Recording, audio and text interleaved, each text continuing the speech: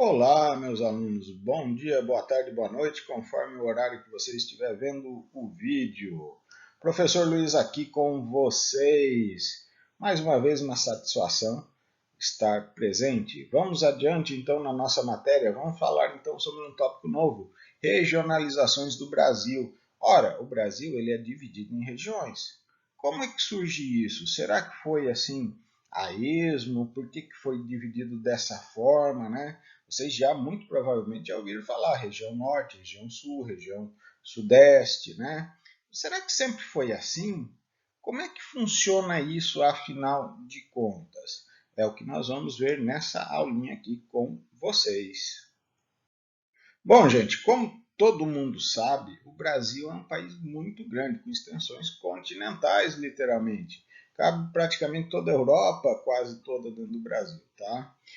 Então, nós precisamos fazer um sistema para poder organizar esse país. Quais as medidas que devem ser tomadas? Isso se dá o nome de planejamento, tá? Então, o governo federal ele precisa planejar que atividade que ele vai fazer principalmente em questões econômicas, obviamente, né? E também sociais, né? Quais as necessidades da população, o que realmente essa população precisa. Para isso, então, nós damos as chamadas regionalizações, norte, sul, leste. Opa, desculpa, leste já teve, hoje não tem mais. Norte, sul, sudeste, nordeste e centro-oeste. Essas são, então, as cinco regionalizações corretas das 5 regiões do Brasil na atualidade. Pois bem, e essa classificação, então, quem fez foi o IBGE, Instituto Brasileiro de Geografia e Estatística, tá? Isso a partir aí de 1970, certo? E nessa regionalização, então, do espaço geográfico, procurou então agrupar os estados conforme, né, os estados, as uniões federativas, né, a unidade federativa, melhor dizendo, comparando a vida da população, certo? Para daí então poder fazer um planejamento. Isso ocorre, por exemplo, quando eu quero saber qual estado que precisa de mais escolas, que tem mais crianças, qual o estado onde o índice de alfabetização não está muito legal, certo? E assim por diante, tá? Então fez esse agrupamento e conforme também as interações sociais das pessoas, tá? Isso se dá o nome de planejamento, como eu acabei de dizer para vocês. Mas como eu falei para vocês, isso pode mudar conforme o tempo. Um exemplo disso, em 1946, as regiões do Brasil elas eram estudadas, elas eram colocadas de forma diferente. Olhem um mapa aí do lado, tá? Nós tínhamos região sul, onde o estado de São Paulo pertencia à região sul, tá? A região centro-oeste, o Tocantins não existia ainda em 46, tá? E tínhamos a chamada região leste, como eu falei para vocês. Nessa região leste, nós contávamos com os estados da Bahia, Minas Gerais, Rio de Janeiro, Espírito Santo e Sergipe, certo? Era a chamada região leste, então, do Brasil. Olha como era diferente a classificação em 1946. Professor, e por que que em 1946, como o senhor falou, era tão diferente da forma atual, tá? Bom, a forma atual, ela vai levar em conta as características sociais da população e econômicas do país. Em 1946, levou-se em conta principalmente os ambientes naturais, tá? O principal fator foi isso. E isso houve mudança, né? Então nós temos essas diferenciações que acabam levando o planejamento do Brasil. O que se deve investir, no que se deve fazer para o futuro dessas populações que moram em cada região. Então, gente, essa é a atual configuração dessas divisões regionais do Brasil, tá? Levando em conta essas situações que eu falei para você, socioeconômicas, né? E fazendo essa divisão atual que nós vimos agora. certo? Já então com a presença do estado de Tocantins em 1988, pertencendo à região norte, tá? E esses censos demográficos feitos pelo governo federal vai ajudar então a saber o que cada região precisa, o que precisa ser feito dali por diante, tá? E vai priorizar determinadas áreas, né? Como eu falei, da mesma forma sobre crianças, qual a região que tem mais adultos, né, pessoas velhas, idosas, carentes, onde precisa ser mais investido em políticas da terceira idade, certo? E assim por diante, né? Então é uma forma do Brasil se conhecer e se planejar, certo? Isso que é o mais importante. O Brasil, então, o governo federal tem condições de planejar o que vai fazer. Apesar dessa regionalização, ela hoje muito bem fundamentada, muito bem aplicada na prática, fazendo essas divisões, mas existem situações que ainda não se consegue penetrar, ainda não conseguiu se levar a termo. Por exemplo, nós temos circulações de pessoas, né?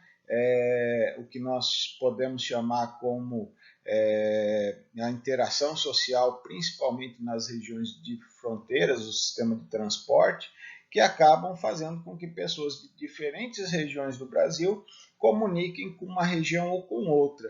Como, por exemplo, é comum no norte do Paraná as pessoas de lá estudarem em cidades da região sudeste, né? O norte do Paraná é região sul, porém é muito comum eles irem, por exemplo, para as cidades de Assis, Marília, São Paulo, Prudente, próprio São Paulo, capital, para estudar, certo? Existe essa interação regional, as pessoas acabam se transportando de um lugar para o outro. Isso principalmente com a facilidade de transporte, né? Com aviões, com ônibus, rodovias, cada vez a malha viária mais penetrando mais, né, no Brasil afora, então há essa interação. Isso provavelmente podem surgir mudanças amanhã ou depois, né? E nós temos que levar em conta também que o Brasil é muito grande, como eu falei para vocês, mas que temos grandes, imensas diferenças sociais, ou seja, pessoas que vivem de modo diferente no Brasil todo. Pessoas mais ricas, pessoas mais pobres, pessoas com mais acesso à educação, à saúde, à moradia, pessoas que são privadas desses acessos, até mesmo do trabalho, tá? E isso por quê? Porque, como eu falei para vocês, o Brasil é um país muito grande. Por ser muito grande, ele foi colonizado de formas diferentes, então nós temos ainda resquícios da história da colonização do Brasil, certo? Locais onde foram feita colonização de uma forma, local onde foi feita colonização de outra forma, locais onde foram proibidas a colonização, principalmente situações características aqui de Rondônia. Nós tivemos uma proibição, por exemplo, de se ter usinas, usina não, engenhos de açúcar, certo? Então nós tivemos uma outra forma de colonização, certo? E para isso, uma das soluções pretendidas, que de certa forma mudou e muito a cara do Brasil, foi a construção de Brasília, né? É um processo de interiorização do Brasil, certo? Para tentar diminuir, centralizar o Brasil na região geograficamente central do Brasil e diminuir então as diferenças regionais. Isso por si só amenizou, porém não é ainda suficiente. Esses estados que estão no centro-oeste do Brasil, como Goiás, Mato Grosso do Sul, certo? Desculpa, no centro-oeste, tá? Eles ainda dependem muito de estados industrializados do sudeste, tá? Isso daí eles precisam para poder se sustentar. Quer dizer, essa desigualdade ela ainda é bastante evidente, né? Vocês podem ver aí no mapa que a gente está vendo ali, certo? Olha como é diferente aí, então, a relação, principalmente com o analfabetismo, né? E óbvio, um povo que não sabe ler, um povo que não sabe escrever, é um povo que vai ficar com os piores serviços, é onde vai se ter o menor ganho, é onde as pessoas vão passar mais necessidades econômicas e, consequentemente, sociais. Existem ainda outras propostas não oficiais, por enquanto, tá? De divisão das regiões do Brasil, certo? Como nós podemos ver nesse outro mapa, certo? Ela leva mais em consideração, certo?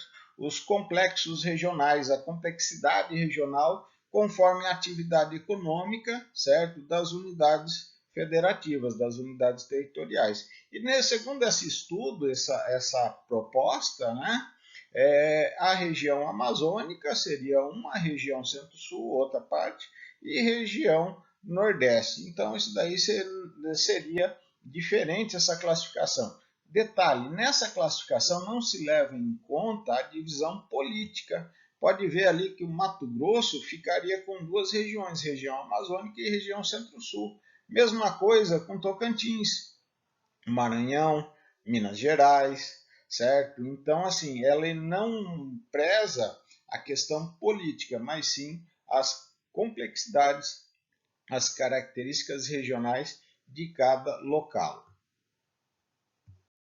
Bom, gente, nós temos que levar então em consideração que o que vale na realidade é a atual regionalização do IBGE, tá? Essa onde o Brasil tem as 5 regiões, porém existem estudos que modificariam essas características, tá? Um outro estudo é do professor Newton Santos, geógrafo, tá? Geógrafo, e ele propõe então a divisão do Brasil em 4 regiões: a região amazônica, a qual nós pertenceríamos, tá? A região centro-oeste, a região nordeste, e aí então ele junta tanto o sul quanto o sudeste num único lugar, a chamada região concentrada. E o que ele por que ele chega a essa conclusão? Ele vai então utilizar critérios sobre os aspectos econômicos e de comunicação, rede de informações entre a sociedade, ou seja, o vai e vem das pessoas ali, tá? Então ele fala que ali as pessoas têm uma maior interação, desenvolvimento tecnológico, atividades industriais mais avançadas, agricultura mecanizada, tá? Então ele leva todos esses aspectos em consideração para fazer a atual classificação que ele acha mais correta. Porém, lembrando para vocês, o que vale, aqui está valendo, é a do IBGE, certo? Instituto Brasileiro de Geografia e Estatística. Beleza, gente? Bom, gente, para concluir, né, nosso estudo dirigido da semana, vocês vão assistir o vídeo aula aí, certo? Que eu estou postando, que eu estou acabando de fazer, certo? Vou postar mais uns videozinhos do YouTube, tá? A leitura do livro didático da página 66 a 75, isso é muito importante para que vocês possam entender o texto, tá? E vão resolver o quizinho que eu fiz no Classroom.